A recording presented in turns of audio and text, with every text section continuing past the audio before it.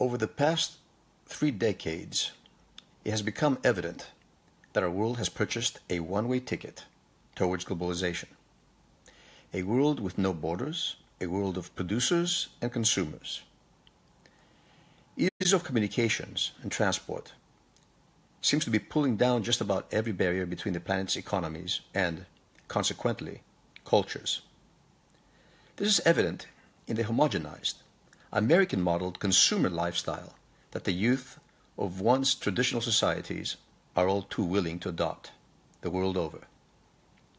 In the long run, however, the only ones who stand to benefit from the process of turning the planet into a cultural melting pot, where there is no room for national identities, are the big businesses, who may thus offer their products to a regimented consumer public, since a culturally homogenized world mentality will mean homogenized material needs.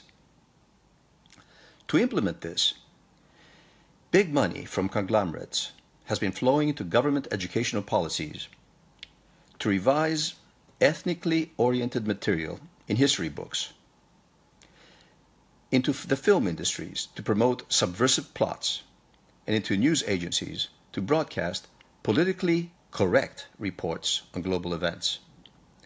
The consequences of this revisionary, memory-cidal, allow the term, policy of the international mass media and today's educational systems are all too evident in the stupor our modern world has fallen into.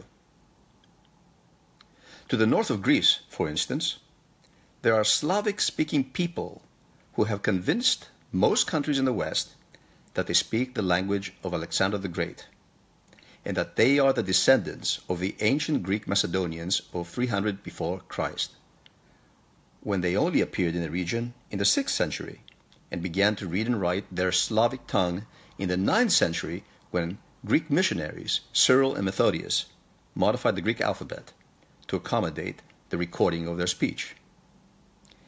Taking cue from the southern Slavs, we now have Albanians claiming Homer's greatest Greek hero, Achilles, as their own, in the name of cultural prestige, that is. Such ludicrous claims are obviously tolerated by the New World Order in order to establish trends conducive to a global mindset that will hold any well-founded national consciousness to be an obstacle to the desired New World Order. The New World Order of clowns ripe for geopolitical manipulation. The most potent mentality-shaping tool, however, has always been language. Today, the semantic power of words promoted via the international mass media plays an important role in shaping globalizing attitudes. At the forefront is ism-suffixed diction that forms totem, taboo words to define various positive or negative social-political trends. For instance, views and opinions that champion national identities are frowned upon as nationalism or chauvinism. Governments who try to implement these views are accused of fascism. Persons who cling on to traditional values are charged with conservatism. The omnipotence of the international mass media goes as far as to ordain whether an act of one's self-sacrifice to defend home country or beliefs is hailed as heroism or condemned as terrorism, depending on the economic and the political interests at stake.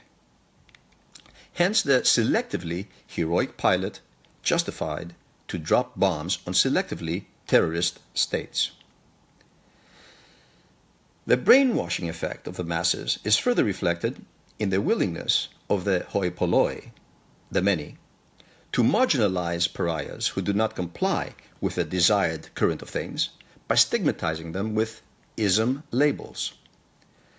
Ism is a suffix of Greek origin, my friends, and as such it embellishes all of its suffixed diction with the prestige of this great language of ours, without which most other languages would revert to Bronze Age diction.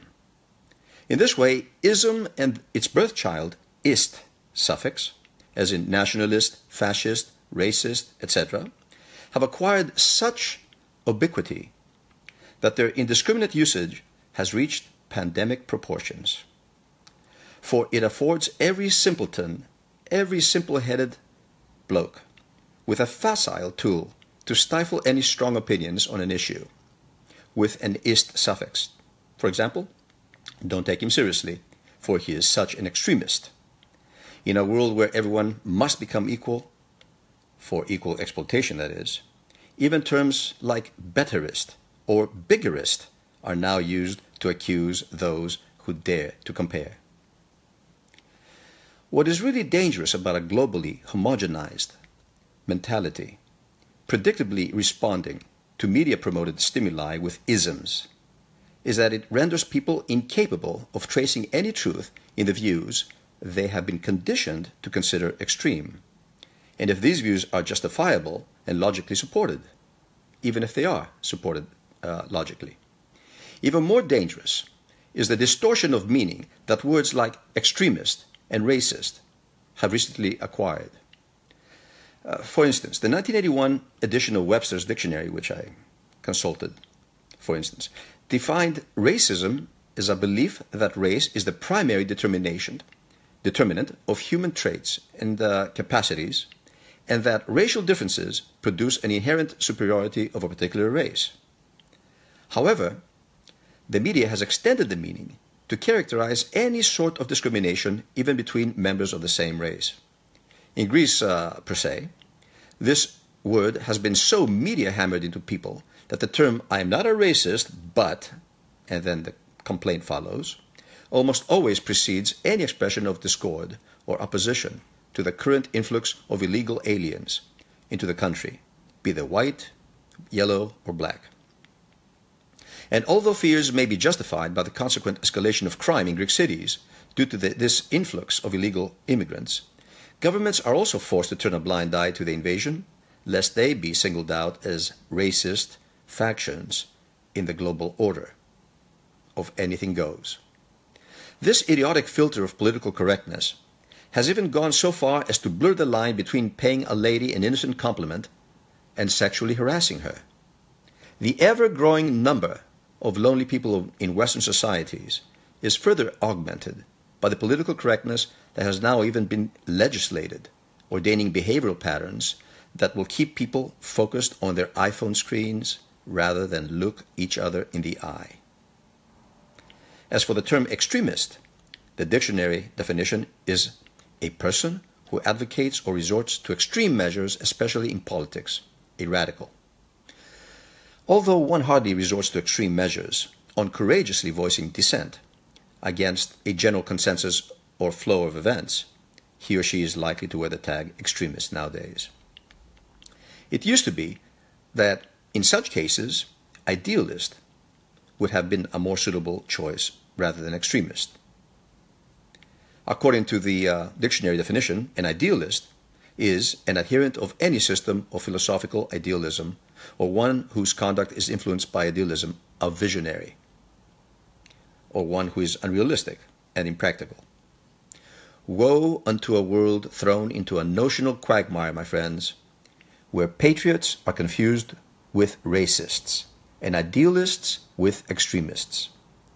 George Orwell's 1984, which forebode a society whose thoughts and behavior were standardized by Big Brother ordained diction, has never proven more prophetic. The 1973 edition of Encyclopedia Britannica, which I have in my library, was also predictive in its article on Greece, still under the junta, the military regime at the time. I'll quote it. The future of Greece is in serious question, whether it will involve itself in the existing dangers of Balkan politics or seek a close, more prosperous association with the West and the homogenizing, if not demoralizing, culture of the international mass media. It is interesting to note that the term culture is put inside quotation marks in this Britannica Encyclopedia of 1973. As to the question of how big businesses stand to gain from the diluting of national consciousness throughout the world, The answer is obvious, as previously stated. In the absence of traditional social nexuses, members of a demoralized world turn to reclusive, media-controlled lifestyles for guidance. And lifestyles, in the modern sense, dictate only one value: blind, media-guided consumption. Nonetheless, there is hope. The impending economical crisis in Greece, and soon the world over, may once more give credence to the wise Greek tenet, miden kakon amies kalou, which means there is nothing bad without a bit of good in it. For more and more of us might begin questioning these media-imposed politically correct values and globalization itself by adopting the traditional, down-to-earth values that have not only withstood the test of time, but also come cheaper to boot, intermingling with family, lovers, friends, culture, and society, all of which comprise the building stones of sound nations, sound societies, and anthropocentric civilizations. At this point, I only hope of not being accused of suggestionism. Thank you for listening, my friends.